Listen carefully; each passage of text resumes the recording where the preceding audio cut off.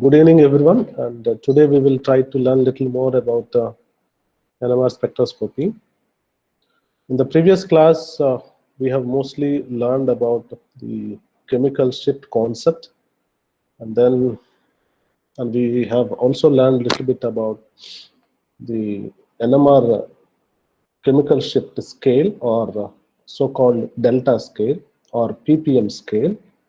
And we also learned a little bit about the NMR standards or the references. And we also learned the the importance of deuterium solvents, why we record the why we consider the NMR, why we consider the deuterated solvent for recording the NMR spectrum. So these are some of the things that we have covered in the last class. So if you have any doubts, feel free to ask and don't hesitate. And today class we will learn little more than what we have learned about the chemical shift, few fine details, which are actually eventually is related to the structural installation of the molecules, which you will be studying in the next course, I mean next semester course, that is the organic spectroscopy. You know, in the last class, what I have mentioned is the chemical shift is primarily because of the induced magnetic field in the locally or microscopic level, that we have a induced magnetic field because of the electron density around the nucleus. This is something that we have introduced. Well, the nucleus is not an isolated one. It is surrounded by, of course, we have the electrons, and nearby, that basically completes an atom. But then nearby an atom, that we have another atom. We have many atoms also, depending upon the kind of molecule that you are dealing. So you have other atoms as well. Atom means we have again the electron cloud. So this is something that it is because of these reasons that we see a local magnetic field. Okay, because the electron cloud is a charge. Electron is nothing but a charged particle. Then this particle is, when it is moving, then naturally it induces a magnetic field. Okay, in the perpendicular direction of its circulation. Okay, so we all know that the electrons orbit in a circular path according to the Bohr theory, right? So if you consider that Bohr theory, the electrons are circulating in circular orbits, and then perpendicular to that orbital, then we see the magnetic field generation because of the circular motion. So this magnetic field, of course, it is a very small magnetic field as compared to the magnetic field what we apply, or the static magnetic field what we apply, right? So this magnetic field, and therefore the nucleus which is under the investigation, normally do not experience the full nuclear magnetic field.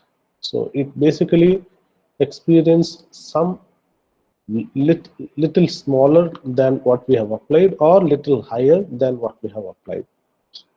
Okay, it depends upon the kind of local magnetic field which is generated in that particular, around that particular nucleus under the investigation. Okay, so that is the primary reason for introducing the concept of chemical shift. The chemical shift was defined as it is the difference between the resonance frequency of a nucleus as compared to a reference or standard. Okay, a standard peak, normally if you keep it at 1 Tesla, and then it experiences completely that 1 Tesla magnetic field, whereas a nucleus under investigation, let's say you take ethanol and then a proton in ethanol, you can consider it do not experience the complete magnetic field what we are applying, that 1 Tesla. So it will experience something slightly small or little higher. Okay, so well, we have also learned in the last class the shielding constant. So this local magnetic field actually shields the nucleus, shields the nucleus to experience the complete nuclear charge, complete magnetic field that we have applied, right?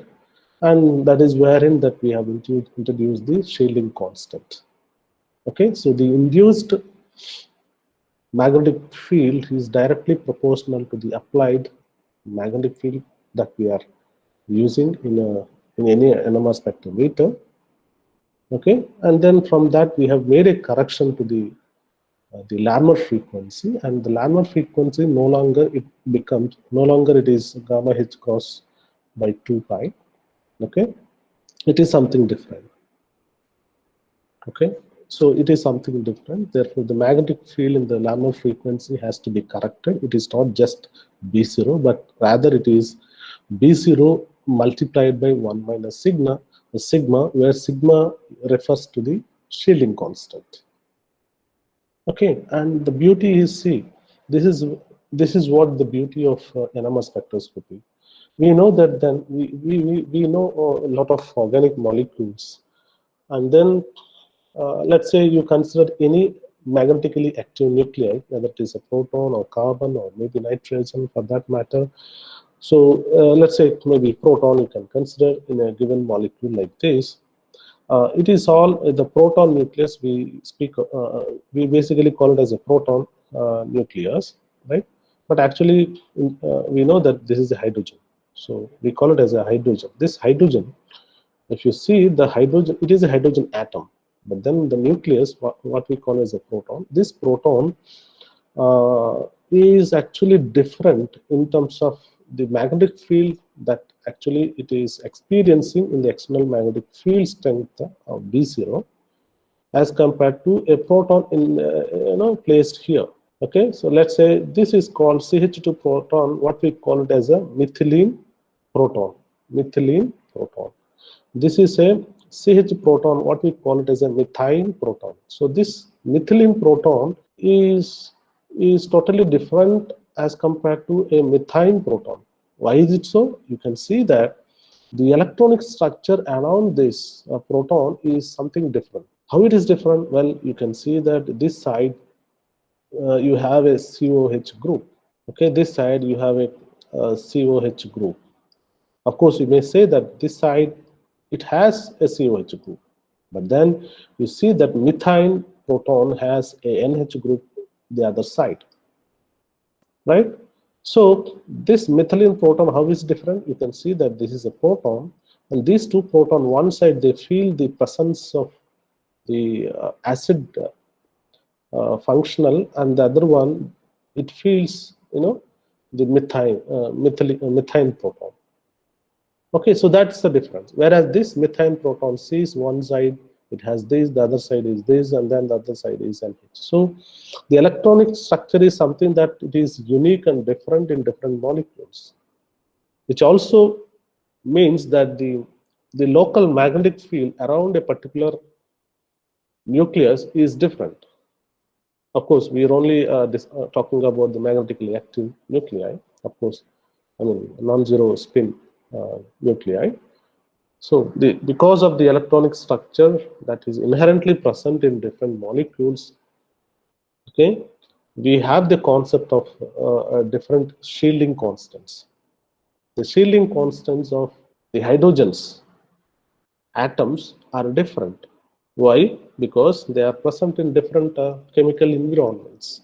Okay, and then naturally they produce or they induce different amounts of local magnetic field, which may align with respect to the applied magnetic field or which may oppose with respect to the external magnetic field. That is something that actually makes the whole NMR spectroscopy so beautiful. Okay, had it been the case that you imagine a situation if you place a magnetically active nuclei, if all magnetically active nucleus are resonating at the applied field strength, then there is no beauty in this spectroscopy, and we will not be able to find anything out of it. Okay, so because of this electronic structure, which actually eventually related to the magnetic field, local magnetic field, and that is something different. When you place the molecule in the external magnetic field, they don't exactly resonate at the Larmor frequency, rather they resonate at different frequencies. And the frequency difference is something that is generally measured and by which we try to interpret the molecular structure. Okay. Now, this is something that one should always remember. This slide is very, very important. Okay, the effective magnetic field is nothing but the difference between the applied magnetic field and the local magnetic field, B local. Okay, so this is the effective magnetic field.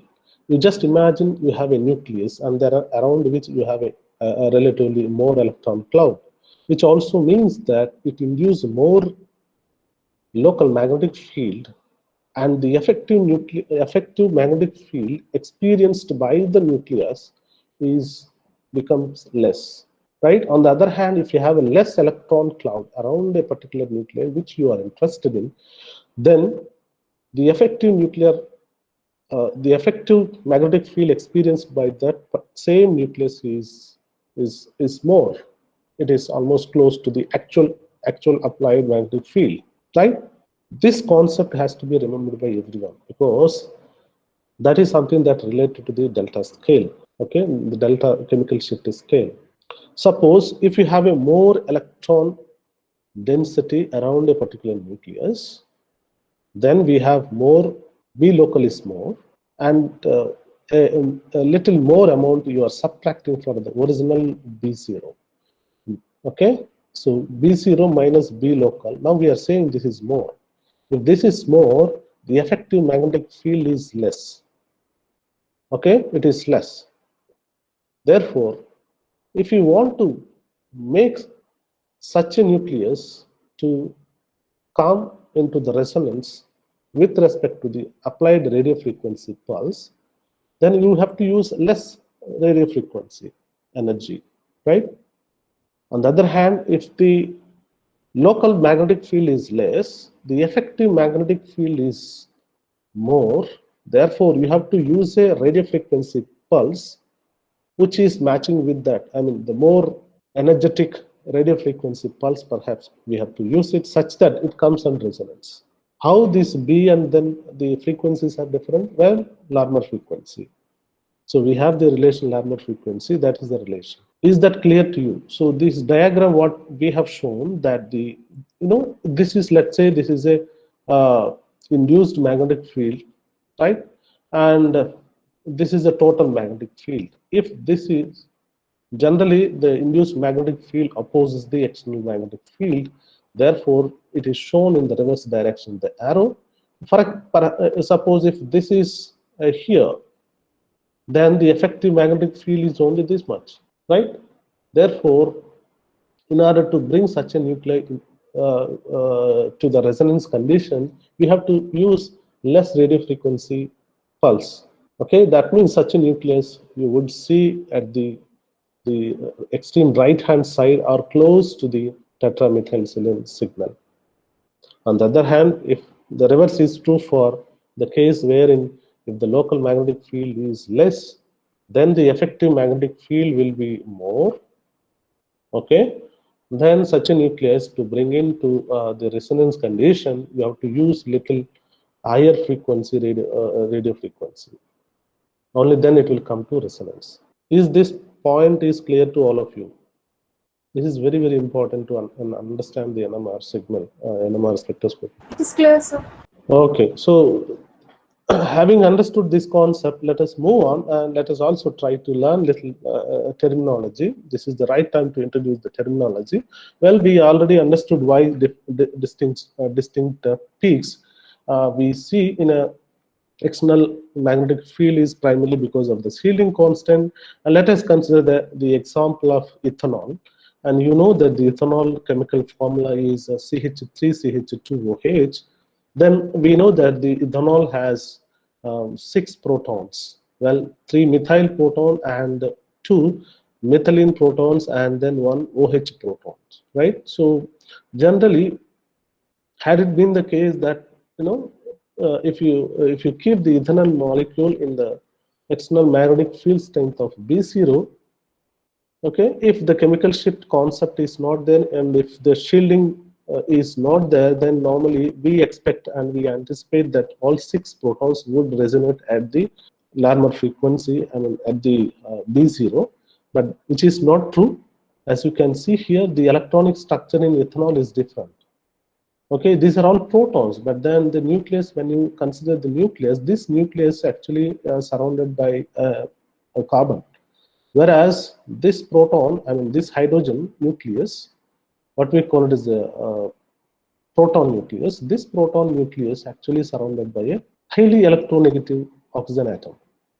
Okay, whereas this one, it is a kind of mixed situation wherein it has one side the methylene carbon is there, sorry, methyl carbon is there. The other side it has the electronegative oxygen atom is there. So the electronic structure in this particular molecule is broadly 3 types. I would say it is broadly 3 types, wherein the 3 methyl protons experience one type of magnetic field, or in other words, they generate a unique type of local magnetic field, which is totally distinct from the methylene protons, which is also distinct from the other 2 by the OH protons. Okay, as a result of which, what we see is that even though there are 6 hydrogen atoms, we don't see, if you record the proton NMR spectrum of ethanol molecule, we don't see 6 protons as peaks in the NMR spectrum. Rather, we see only 3 sets of protons. Okay, 3 sets of proton signals. Okay, as you can see here, it is very clear. The right, extreme right side, what you see is the TMS, tetramethylsilane, and then on the right, as you move from right hand side to the left hand side, you see that there are 3 cluster of peaks.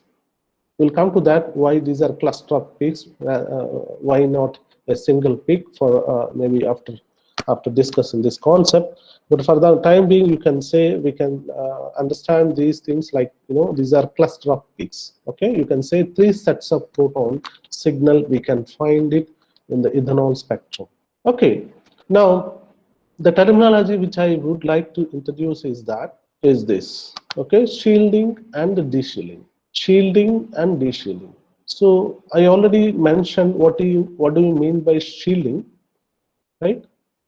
A proton in the TMS molecule experiences the maximum electron density around the proton because of the peculiar nature. So one side it has the silicon, the carbon, so therefore the hydrogen feels the total electron cloud presence. Therefore such a proton will resonate almost close to the Larmor frequency. In other words, equivalent to that of the magnetic field strength, right? So that particular thing, what we say, it is said to be shielding. Okay, so more electron density is there. If more electron density is there around a particular magnetically active nuclear, we say it is a shielded proton. We say it is a shielded nuclei in general. If it is a proton, shielded proton. If it is a carbon, shielded carbon. Okay, so shielded means that the concept is very clear that there is a more electron density. Therefore, the more electron, we have a little more local magnetic field, which actually shields the nucleus to feel the presence of the total magnetic field B0. Right? That's the meaning of shielding.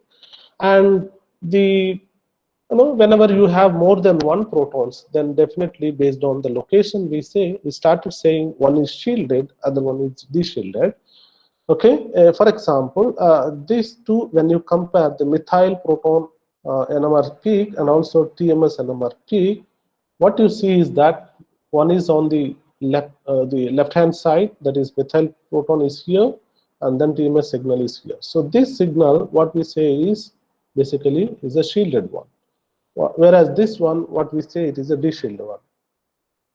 Okay, when you compare these 2 proton signals, then the this this one we say it is a de-shielded one, and this one is a shielded one. Why? Because this particular peak is close to the TMS signal. Okay, so when you have more than one peaks, and when you have more than one peaks, then this is the terminology that everybody uses, that one peak is said to be shielded, the other peak is said to be de-shielded.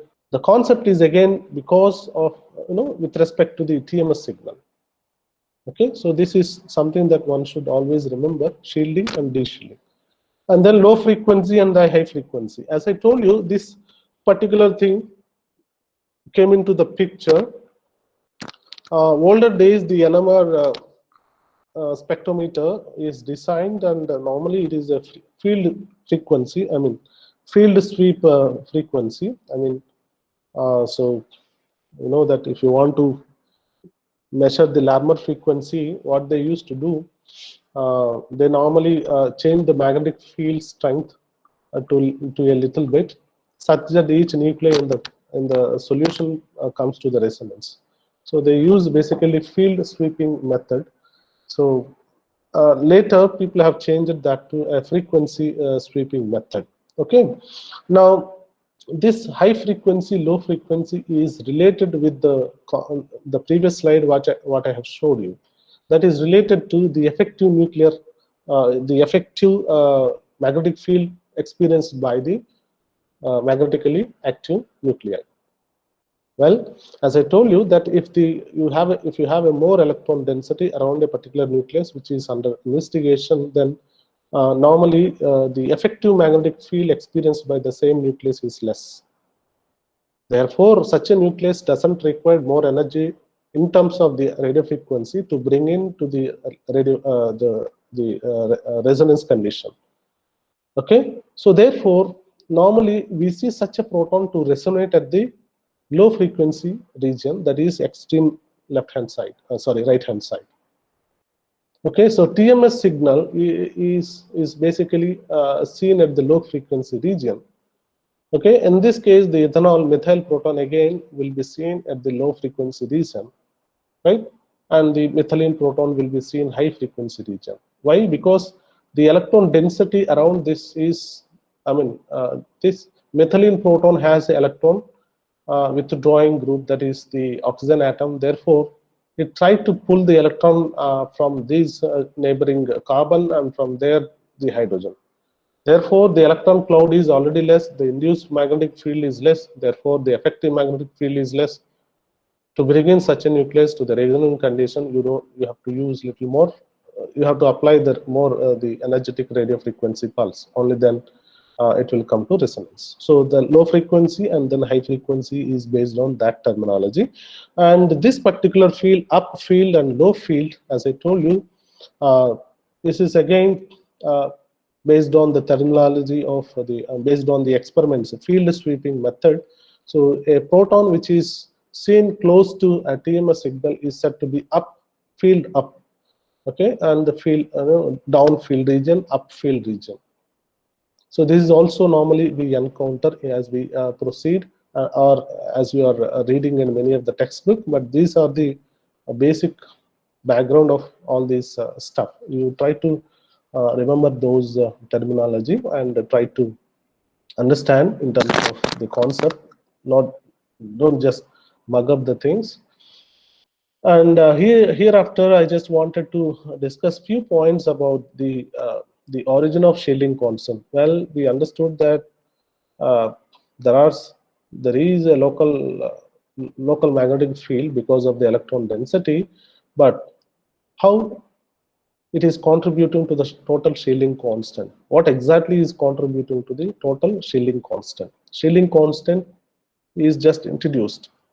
It is a measure of the induced magnetic field in at a particular nucleus, and this shielding constant generally we cannot measure, or we cannot exactly calculate by using the theoretical method, or we cannot measure absolute values by an experiment, but we can understand their trends, which means is that by understanding the electronic structure in any given molecule, one can understand the chemical shift concept through the shielding constants. Okay, The shielding constants, absolute values cannot be measured. It is rather very difficult task, but there are trends in the sense that how it changes with the different, with the different functional groups nearby, that can be understood, and in fact everything is summarized, and most of the things are well documented, tables, many tables, everything is available as on today. Okay, so it is very difficult to measure or calculate, but then we can understand, because it's not just one electron. Theoretically, if you want to calculate, its atom is not a single. Of course, hydrogen atom is a simple one, but then as you have more and more electrons, then the problem, quantum mechanical problem, becomes a cumbersome task. Therefore, calculating the actual and absolute value is very difficult. On the other hand, the shielding constant, experiment wise also it is difficult to measure, but the trends can be understood.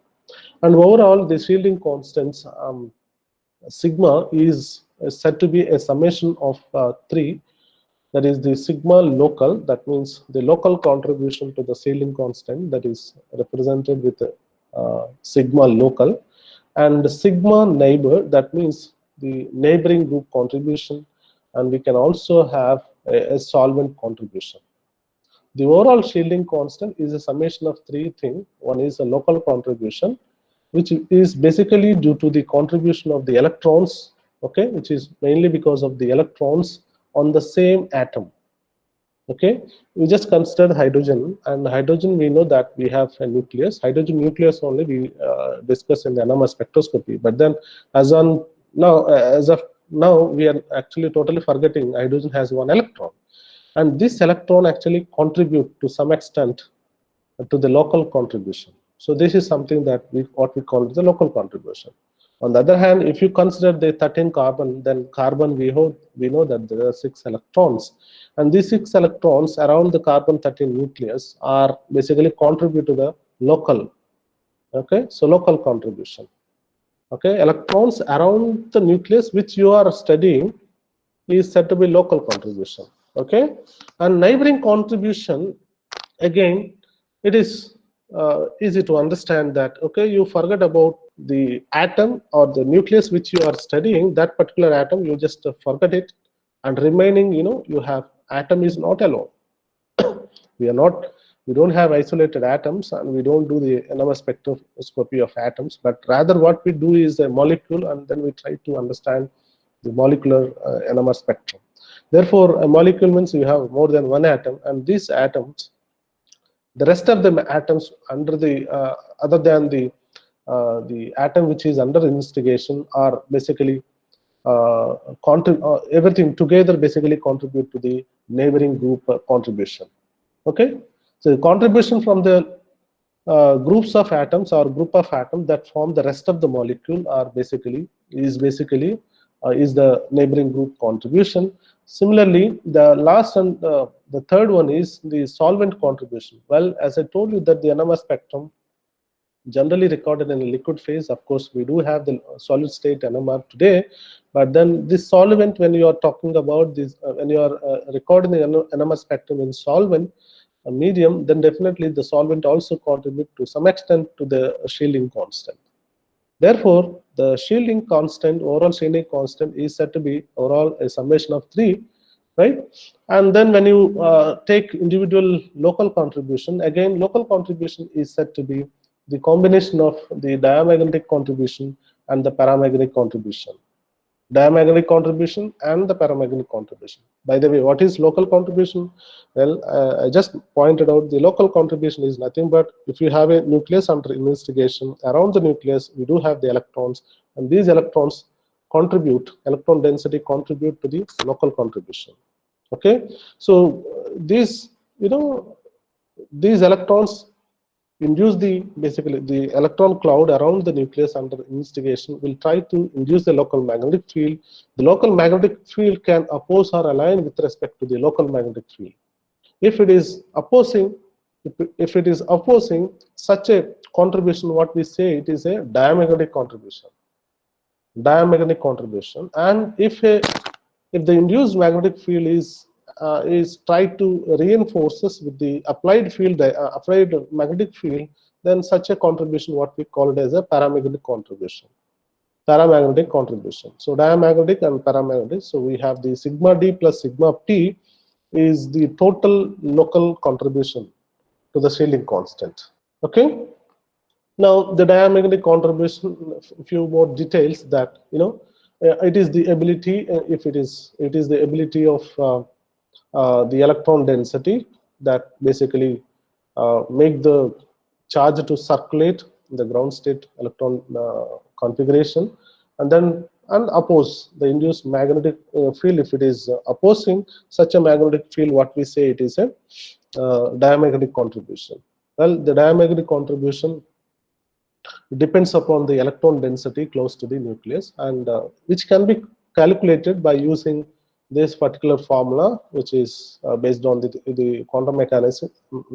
We can actually calculate the expectation value that is done, and sigma d is nothing but E square mu 0 upon 12 pi me, and on our expectation value of that particular quantity 1 over r. R is the distance between the electron and the nucleus.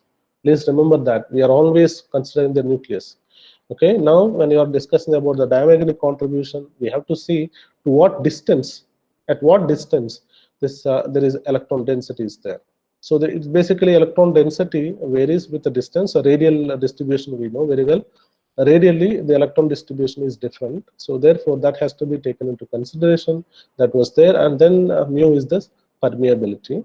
And if you are dealing with a closed shelled atoms where the electrons are paired up, normally this is the only contribution. Okay, in the paired closed shelled atoms where the electrons are completely piled up, we normally will have the diamagnetic contribution. We don't have any other contribution. And as I have been telling you that the electron density is directly the diamagnetic contribution sigma d directly proportional to the electron density. Okay, if it is more, it will be more. If it is less, it will be less. Therefore, naturally we can come to a conclusion that suppose if a nucleus which we are studying, it is connected with the electron withdrawing group, then the electron density at the proton will be less. Therefore that will not create a significant amount of the local magnetic field.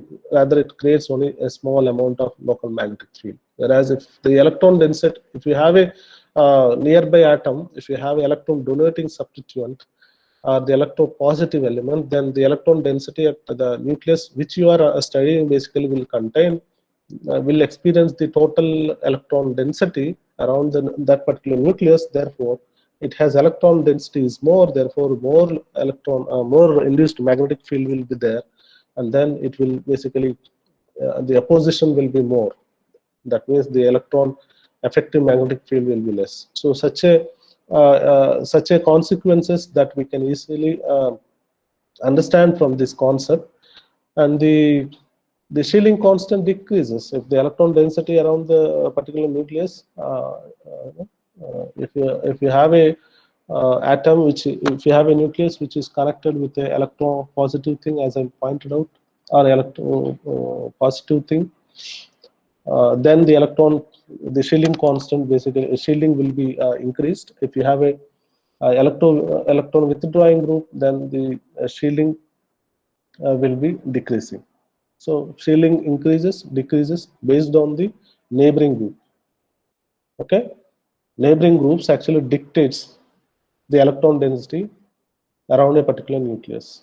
If shielding decreases if you have the electronegative atoms on the nearby atoms. On the other hand, if you have electropositive atoms, shielding will increase.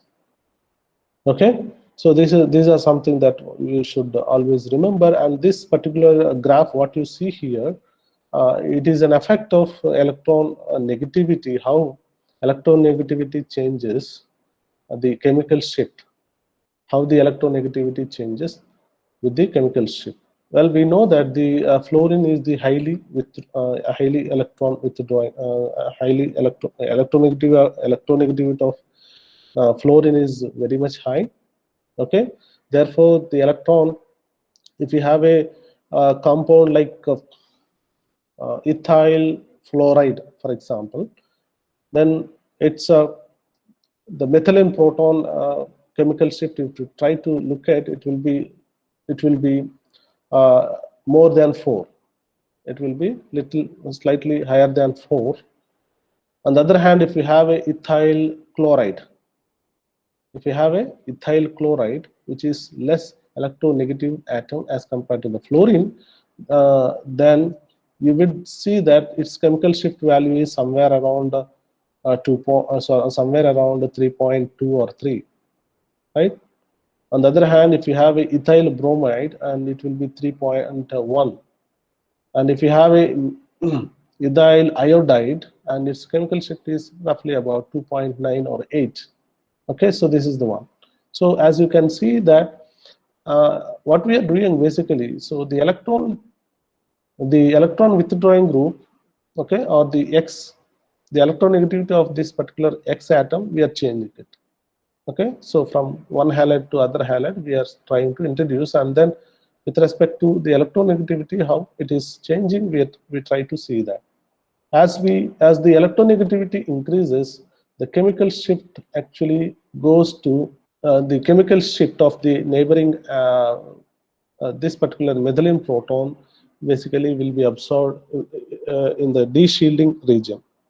Okay, so the methylene proton is de-shielded with increase in electronegativity of the neighboring atom. Okay, this is the statement that you should remember.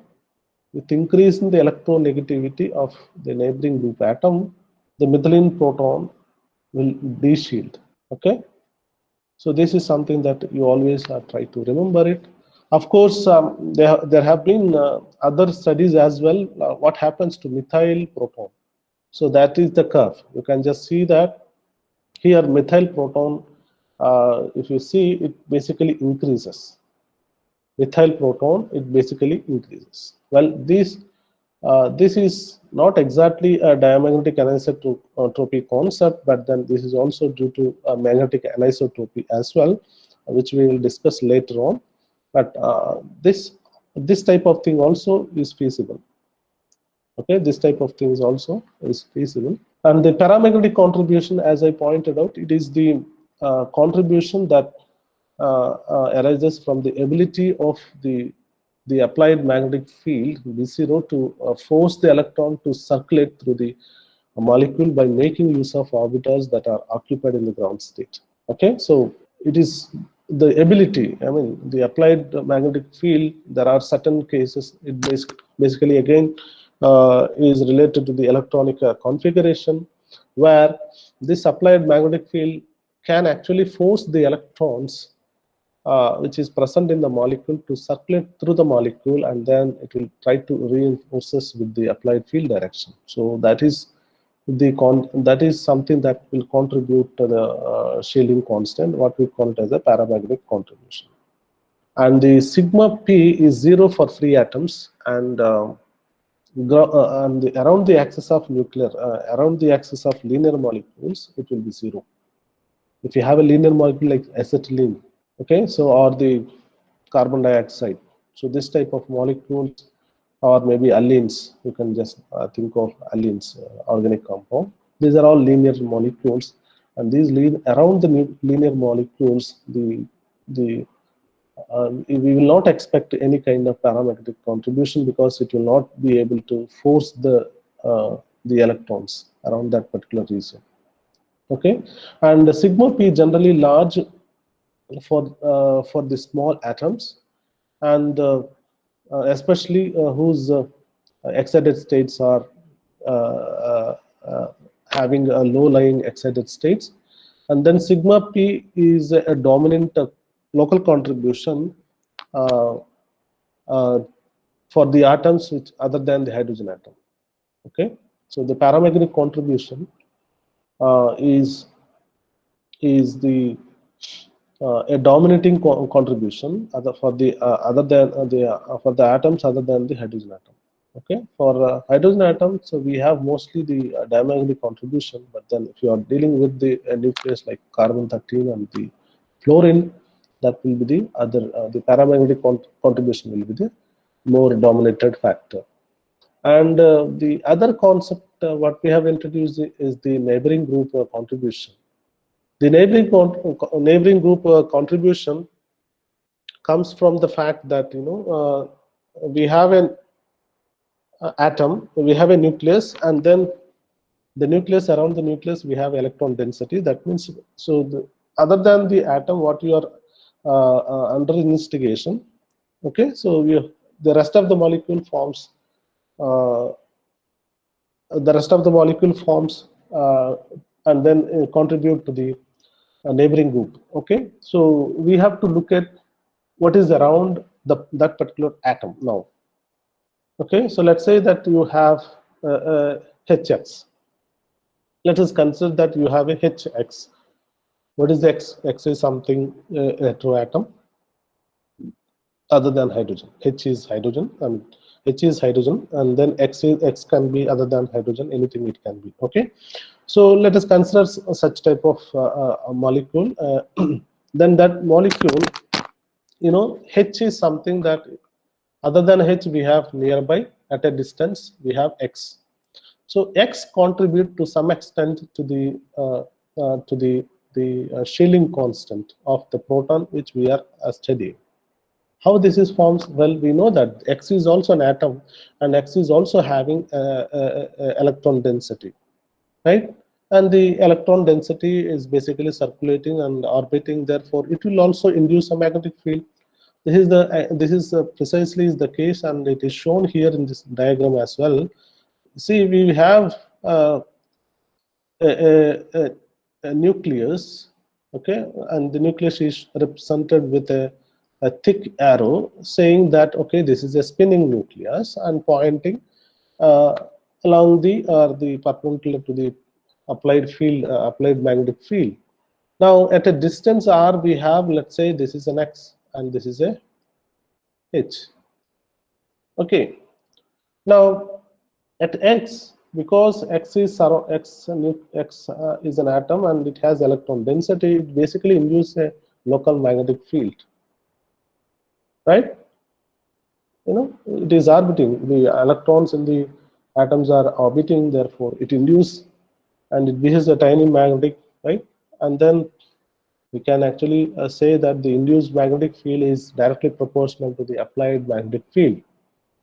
Now you forget about this hydrogen, what we are studying, that is over. Hydrogen nucleus, and around the hydrogen nucleus we have the electron density that contributes the local contribution. Fine. But now when you talk about this nucleus, this atom, it is also having electron density, and the induced, and then it is basically spinning, right? It is also spinning. We have the electron, and the electrons are spinning. And because of the spinning motion, then they also behave like a tiny bar magnet, right?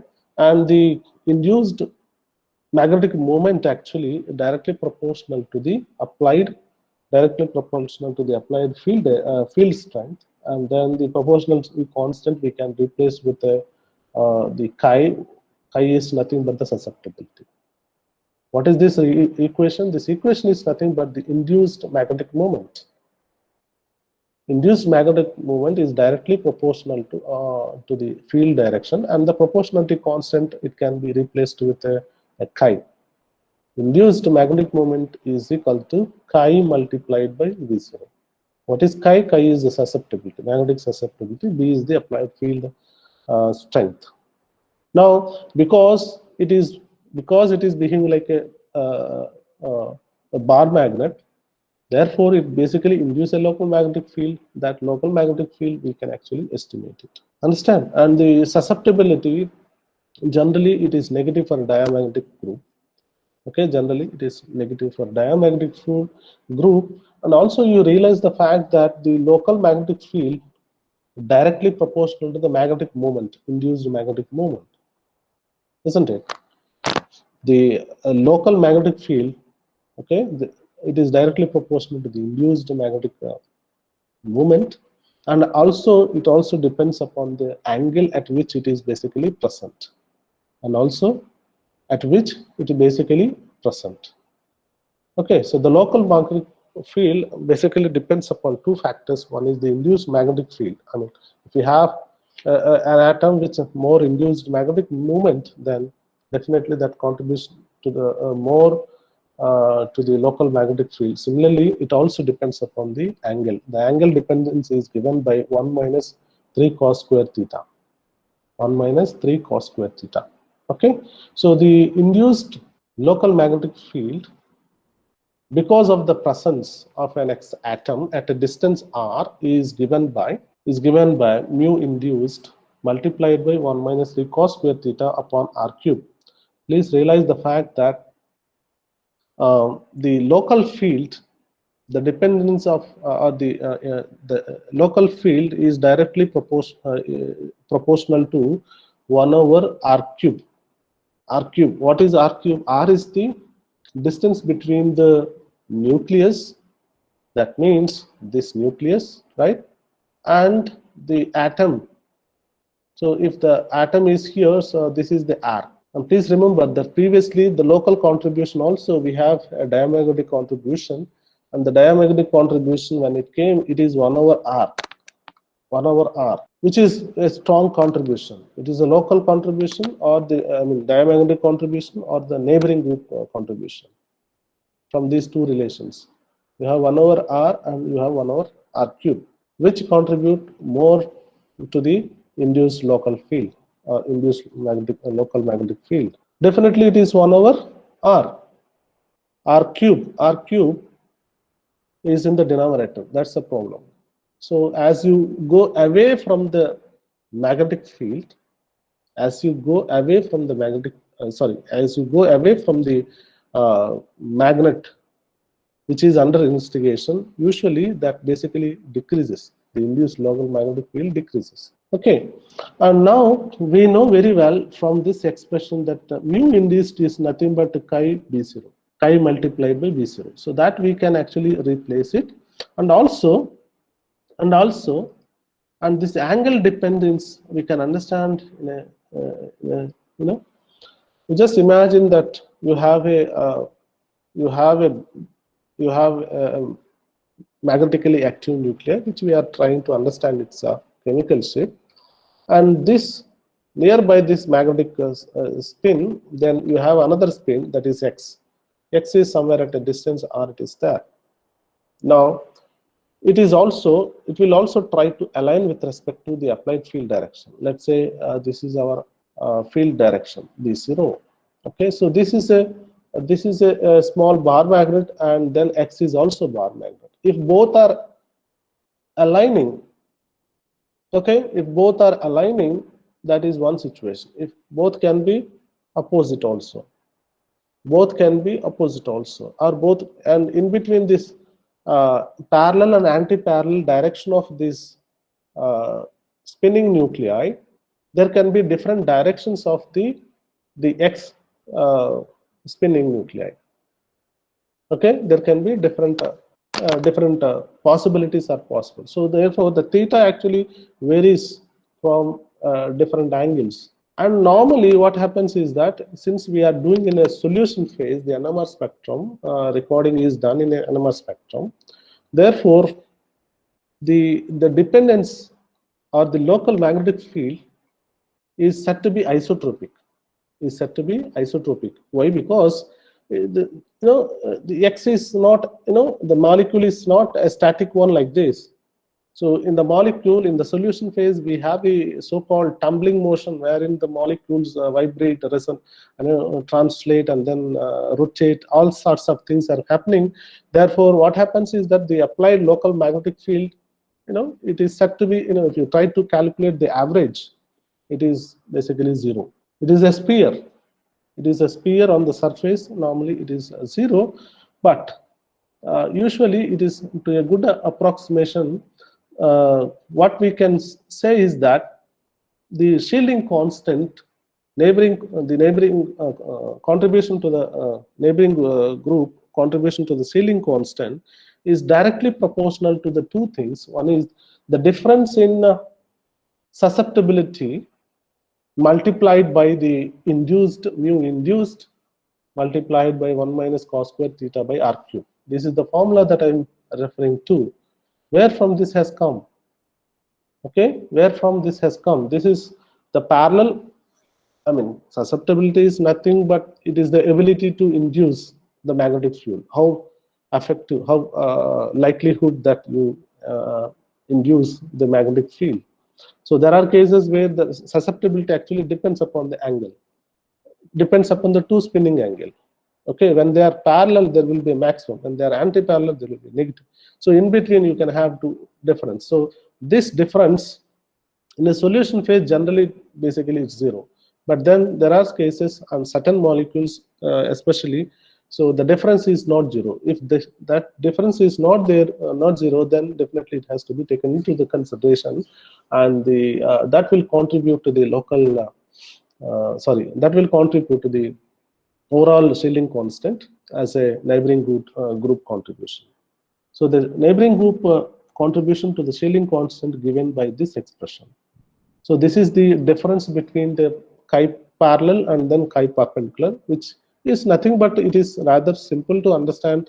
You have one nucleus and you have other at a distance r, there is another atom, and which is also magnetically active. Okay, I mean the electron cloud is there. You know that the electron, it is rotating, it is also spinning, it also behaves like a small tiny magnet. And if these two magnets are basically aligning, that is the situation what we say that will contribute to the chi parallel.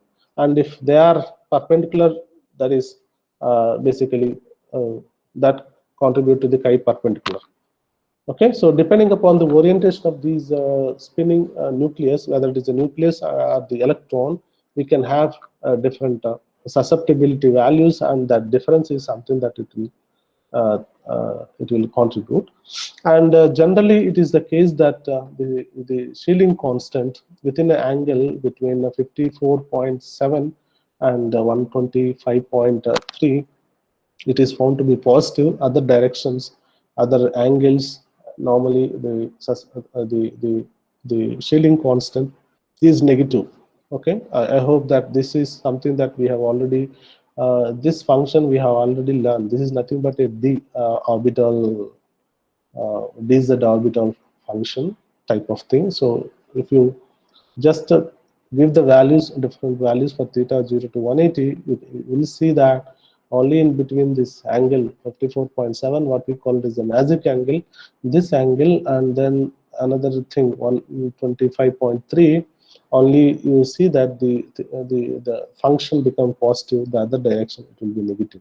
Therefore, naturally, the neighboring node contribution in that particular direction, if the magnets are the spinning magnets are in between, the angle between these two spinning nucleus are in between that angle, they will contribute to positive, otherwise it will be negative. Okay, so that's the thing. And then there is a special case in the neighboring group effect, what we, especially in the aromatic group, we come across, and we will see in detail in the next semester. So the strong anisotropy of the magnetic susceptibility of benzene ring is generally is assigned to the is mainly because of the circulation of the electrons, and the the electron, because of the pi electron circulation in a external magnetic field, then we have an anisotropy of the magnetic field. So in one particular direction, in one particular area, we have one type of the magnetic field, and the other particular region of the same molecule, then we will see another type of magnetic field. So that is a kind of anisotropy. It is not isotropic. So the magnetic field, it is a molecule. What we expect generally is that a molecule should give everywhere the magnetic field should be isotropic. The local induced local magnetic field should be isotropic in the sense that there should not be any angle dependence. Even though you are performing an experiment in a liquid phase where there is a tumbling motion, it is not averages zero, but then rather we see a kind of very unusual behavior, and this is primarily because of the anisotropy. magnetic field anisotropy that contributes to the a concept of called diamagnetic anisotropy or neighboring group anisotropic effect. Okay, the external field induces a flow of electrons in pi systems, especially this is also called ring current, right? The ring current induces the local magnetic field with a shielding and deshielding protons. So let me give you an example what exactly I'm talking about.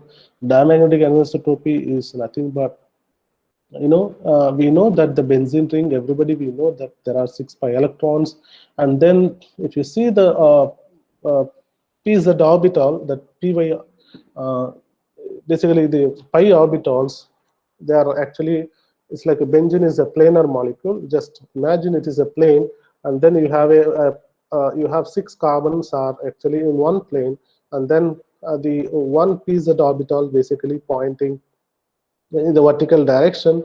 So you have the pi electrons, basically these pi electrons, 6 pi electrons are delocalized. Okay, so they are basically rather distributed among the 6 carbon atoms. And then such a benzene ring, when you place it in external magnetic field, what happens is that, in the perpendicular direction, what we see is an induced magnetic field. In the perpendicular direction, what we see an induced magnetic field, and this is the magnetic field. Okay, so because of this, when we place an external magnetic field strength of B, then what happens is that this pi electron rather they started circulating. So they started circulating in the among all the pi orbitals. So this, what we call it as a ring current. Since they started circulating in a pi orbitals, they generate a magnetic field in the perpendicular direction. So these dotted lines are the what we call it as the magnetic field lines. And these things, that how do we draw that at this region, this is the direction that you are applying, and this is the direction in which the electrons are actually circulating. In the applied field direction, the induced magnetic field is this direction. And if you see, magnetic force lines are drawn such that in this region, normally, it is basically the lines are basically towards upward direction. That means they are parallel. Whereas here the magnetic lines are drawn such that they will be this direction. So here it will be like this, and in these directions it will be like this. Okay, so what is happening here, it is aligned with respect to the applied field, and here it is also aligned, but then here and here, what is happening, they are anti-parallel. So this is even more closer, and because of this peculiar behavior, then what you see is that the benzene protons, and the protons are present, the peripheral protons. Okay, the peripheral protons are present in this particular region where uh, the magnetic field direction is aligning with respect to the applied field direction, right? The magnetic force lines are basically aligning with respect to the applied field direction.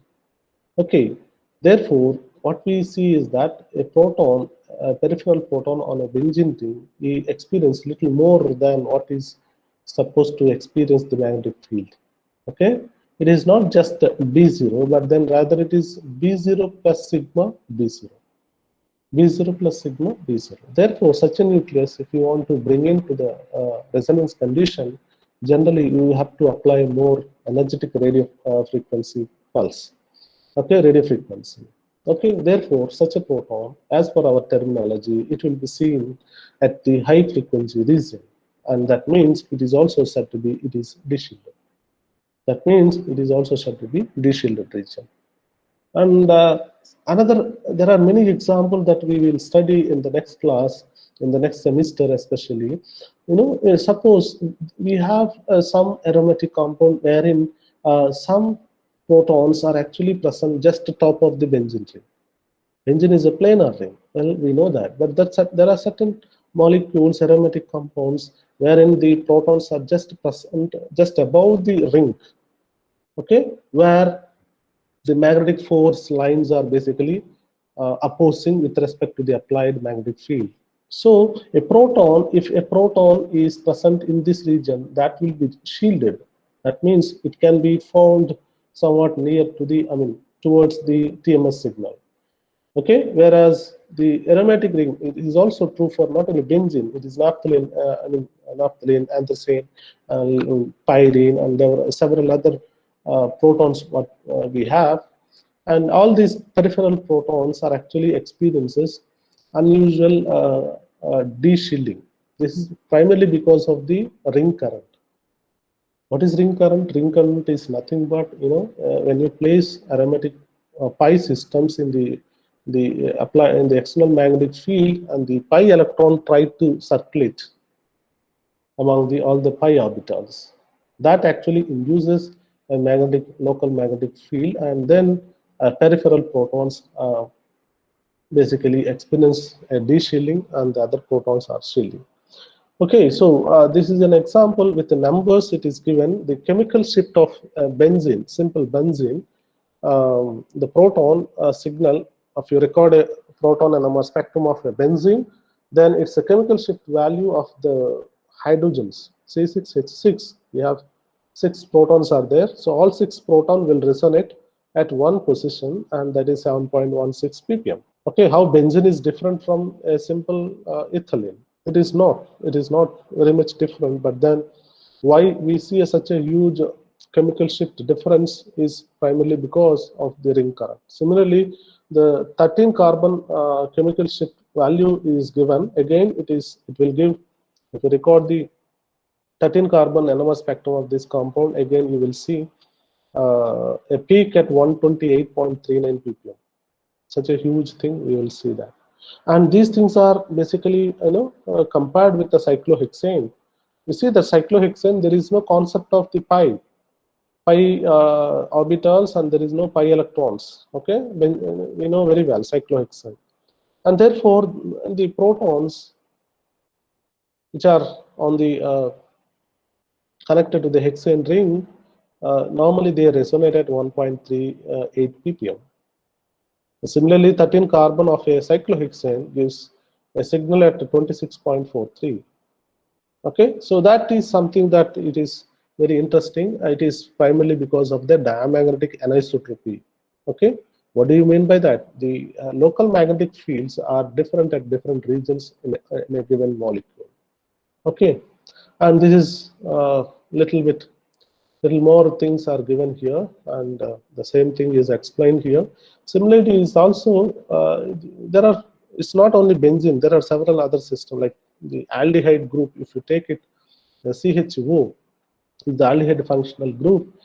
This aldehyde functional group, that proton also will resonate at a very high de-shielded region. You will find its resonating frequency. And when it comes to the acetylene acetylenic proton, that CH proton, it will be seen at only between 2 to 3. It will be seen at only 2 to 3. Okay, you can see here, this is a vinylene proton, that is CH double bond, CH, that kind of double bond protons. The double bond protons are generally seen at the between 5 to 7 ppm. Okay, benzene protons are generally, depending upon the situation and the functional group what we have on benzene ring, they can resonate at between 7 to 8 ppm. Okay, and more of that is all these basically due to, these are a kind of abnormal behavior to the normal chemical shift values, and which we will study in the next semester. And the chemical shift, normally the diamagnetic anisotropy primarily is seen in the aromatic system, but then it is not only confined to such a aromatic ring, but then sigma bond also contribute to the anisotropy. The sigma bonds also contribute to the anisotropy. The best example is the cyclohexane. We know very well that cyclohexane has a equatorial and the axial protons, and these protons are isotropic in a normal room temperature. But then when you take it to the low temperature, then and if you perform an NMR experiment, these protons actually signals will be different. So you don't see a single peak, but rather what you see is that it's a splitted NMR signal that you can find, which essentially is because of the anisotropy, sigma bond anisotropy. Okay, so you might have studied that, axial protons and equal protons. How people actually proved it? There are two different protons. We know that the benzene, how to write the cyclohexane in a plane, and then we write it. But then we never, initially, people are not aware of it writing in a boat form or chair form. But how come all of a sudden people have come to know that these, two type of structures? Because people have found from the experiment two different isomers from the experiments. One of the experiments that really proved is the low temperature NMR experiments. Low temperature NMR experiments proved that the axial proton resonates slightly different from the equatorial proton. Axial and equatorial protons signals are slightly different. They are not same.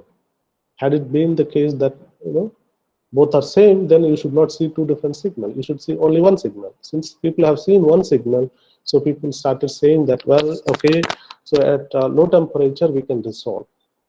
But at room temperature, what is happening because of the temperature? So they try to switch over from one axial to equatorial to axial. Both they try to switch over. Therefore, on an average, the NMR spectrometer or the normally don't feel the presence of two different things. Then rather, what we see is an average effect.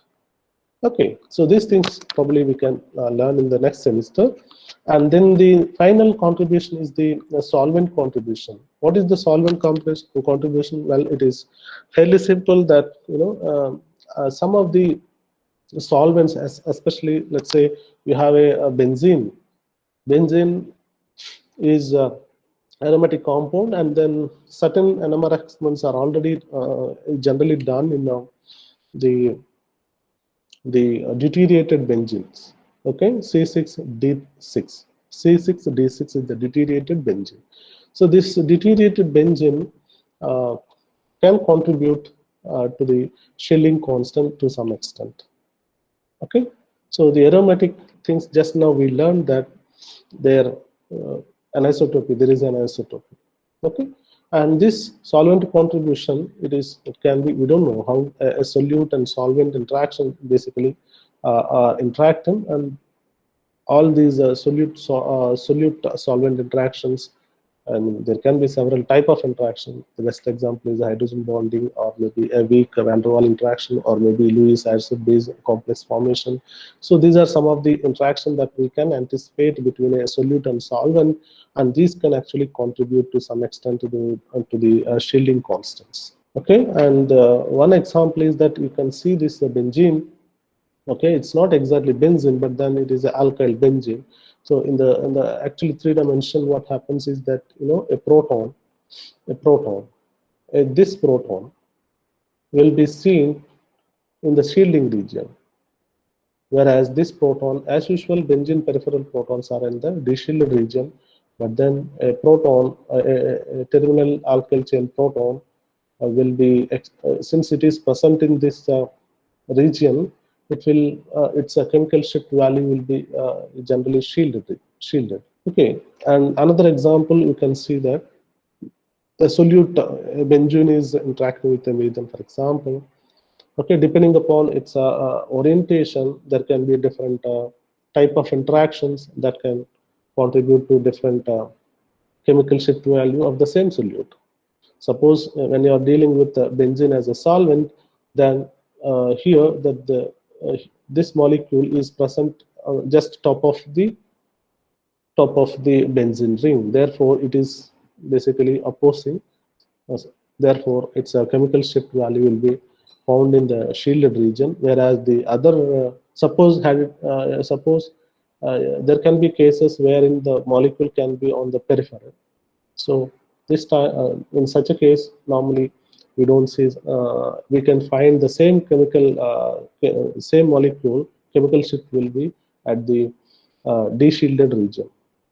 Okay, so the solvent can interactions are two different concepts, and there can be they can contribute in a different way. But overall, what you can remember is that, especially when you are dealing with aromatic solvent, you have a solvent contribution. That's what I suggest all of you to remember. So what do you mean by high resolution and low resolution NMR spectrum?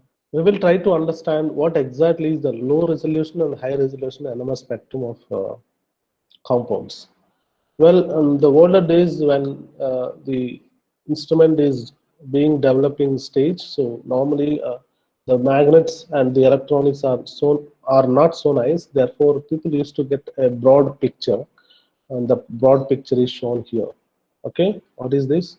The upper graph, it is the NMR spectrum of ethanol. Of course, it is generated. Of course, in the older days, people used to get this type of NMR spectrum for ethanol molecule. There are three different broad peaks. One basic point we should see is that here the peaks are little broader, so they are occupying a lot of distance. And the other, you can see this methylene proton also the same thing, and then this OH proton is also same thing. So the peaks are broad. That is one thing. And then we don't see a fine structure like this. And this is called, as people started developing a new as people started developing a new NMR spectrometer with powerful magnets, people started splitting of the peaks.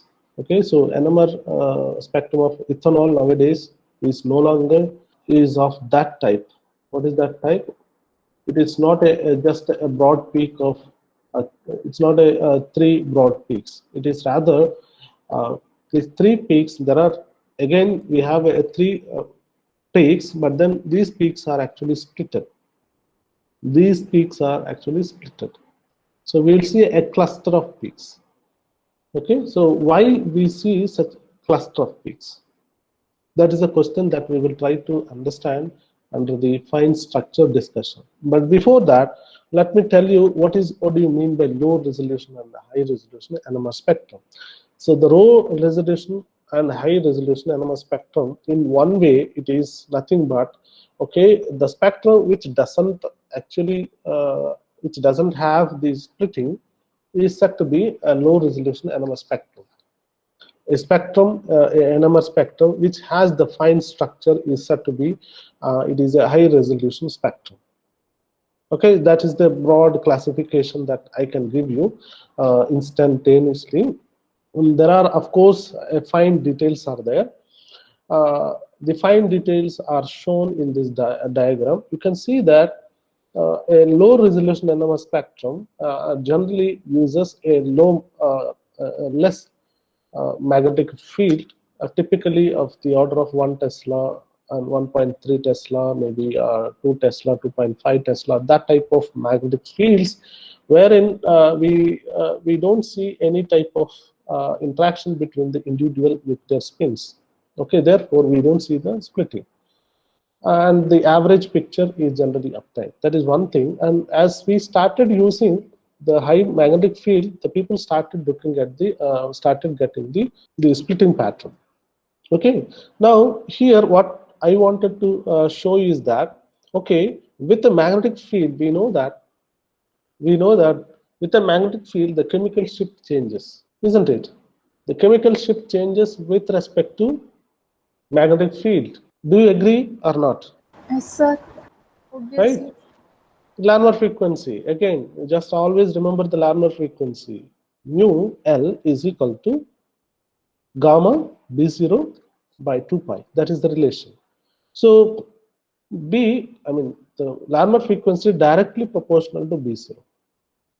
Okay, and later we started introduced the chemical shift, and it is the difference between the resonance frequency of a reference and the resonance frequency of the magnetically active nuclei under the investigation, right? Now the chemical shift, this chemical shift is actually changes with the applied field strength. How it changes?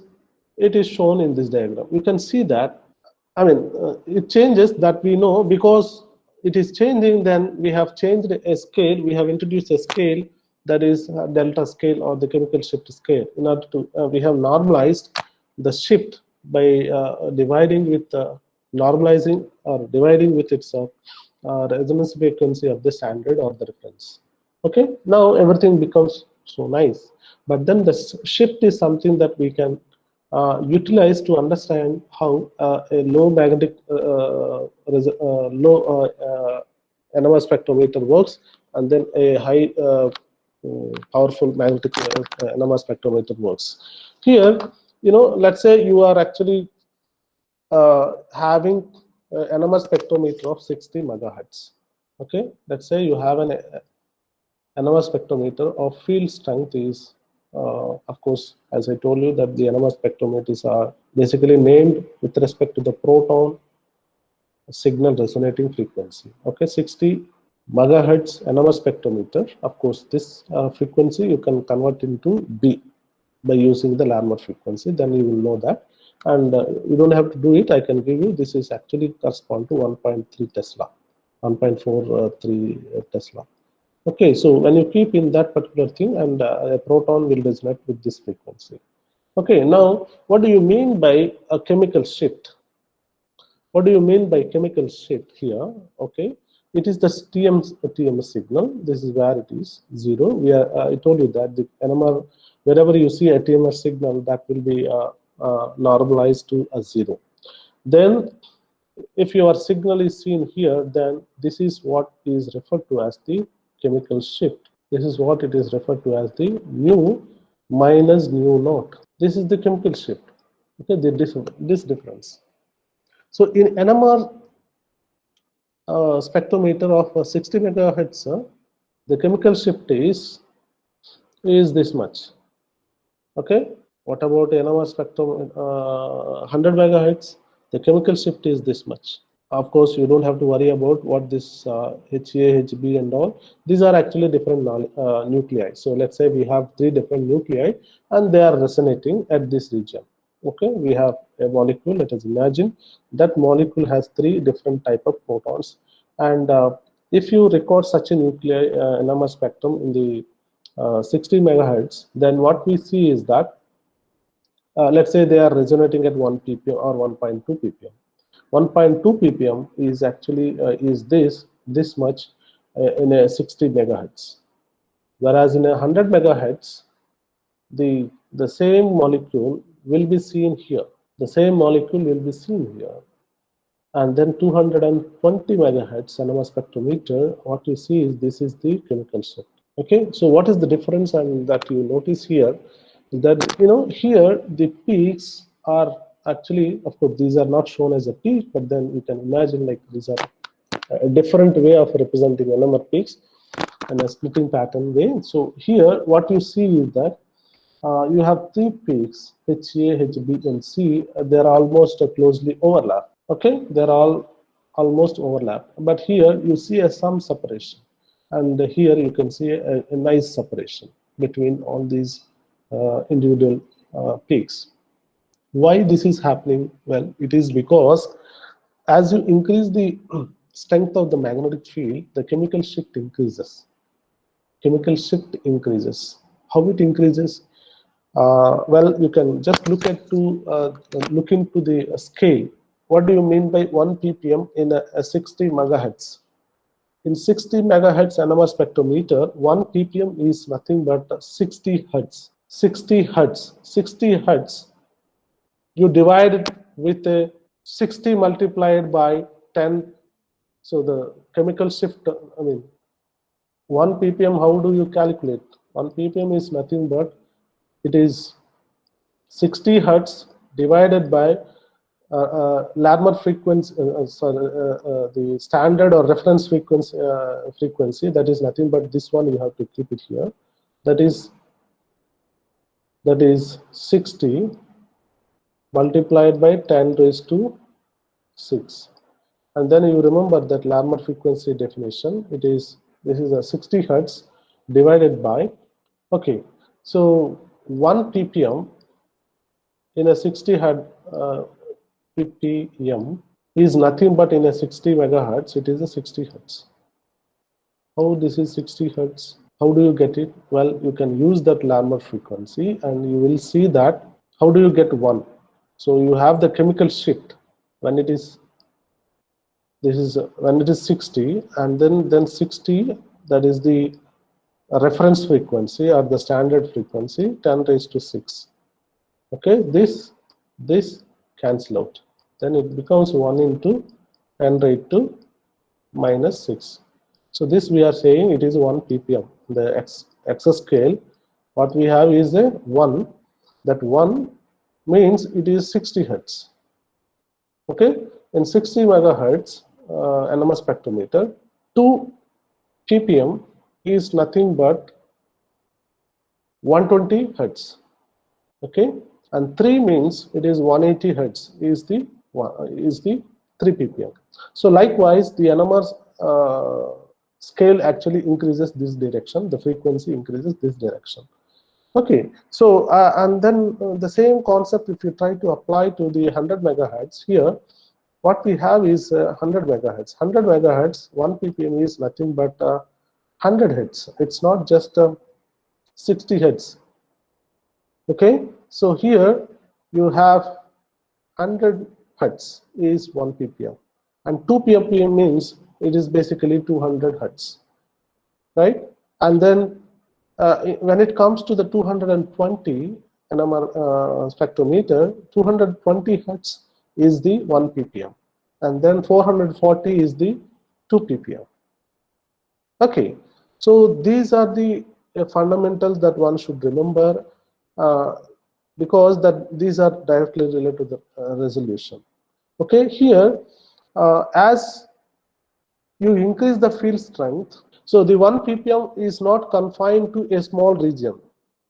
Okay, in the case of 60 megahertz, the 1 ppm confined to a small region where 60 hertz only.